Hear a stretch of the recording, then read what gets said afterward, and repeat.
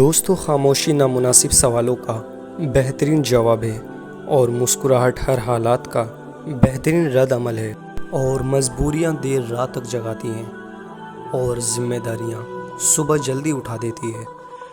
وہ سلسلے، وہ شوق، وہ نسبت نہیں رہی، یارا وہ دل نہیں رہا، وہ طبیعت نہیں رہی، اور اچھا انسان مطلبی نہیں ہوتا، بس دور ہو جاتا ہے ان لوگوں سے جنہیں اس کی قدر نہیں ہوتی۔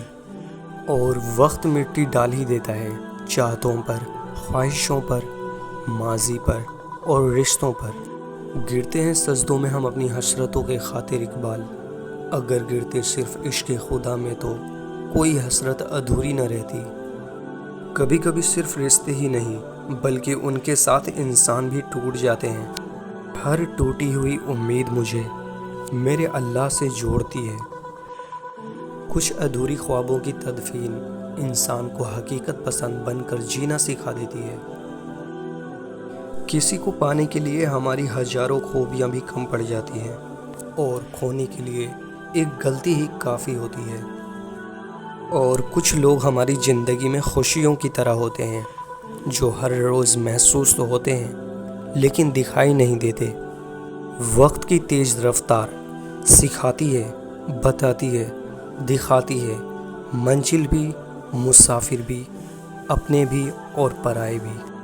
زندگی اتنی مختصر ہے کہ اس میں جی بھر کے محبت کرنے کی مہلت نہیں ملتی۔ خدا جانے لوگ نفرت کے لیے وقت کہاں سے بچا لیتے ہیں۔ پریشانی اپنے ساتھ آسانی بھی لاتی ہے۔ میرا اللہ اپنے بندے کو تنہا نہیں چھوڑتا۔ دوستو، عبادت اور محبت میں سچی خوشی تب ملتی ہے جب دل منافقت سے پاک ہو۔ دوستو، حضرت علی نے ارشاد فرمایا، اپنے جسم کو ضرورت سے زیادہ نہ سنوارو، اسے مٹی میں مل جانا ہے۔ سنوارنا ہی ہے تو اپنی روح کو سنوارو، کیونکہ اسے اللہ تعالیٰ کے پاس جانا ہے۔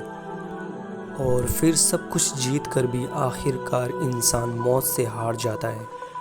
تلخ حقیقت ہے کہ آپ کی بات کو توجہ آپ کی حیثیت دیکھ کر ملتی ہے، اور لوگوں کی باتوں کو دل پہ نہ لو، کیونکہ زندگی کا اصل مقصد رب کو راضی کرنا ہے۔ کسی کو دیا ہوا ایک آنسو زندگی کی ساری عبادت پر پانی پھیر سکتا ہے۔ نہایت احتیاط کریں۔